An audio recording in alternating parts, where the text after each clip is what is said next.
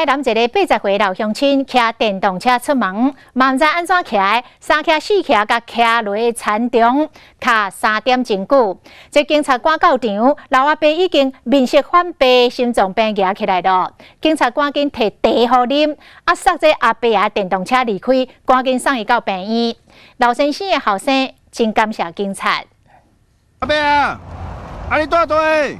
你也骑来田中？阿伯带队无人知影，不过伊即马坐伫个电动代步车顶悬，卡伫个田中袂紧袂动。骑唔着咯，你人真有艰苦无？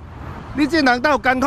警员接到报案，看到老阿伯面色白顺顺，赶紧头一个时间警加安慰，刷了电动车塞落，想要两人斗阵离开。不过这两天落大雨，田内底拢是落果糜，这架电动车实在是塞袂叮当。这个都错了嘞！加油加油！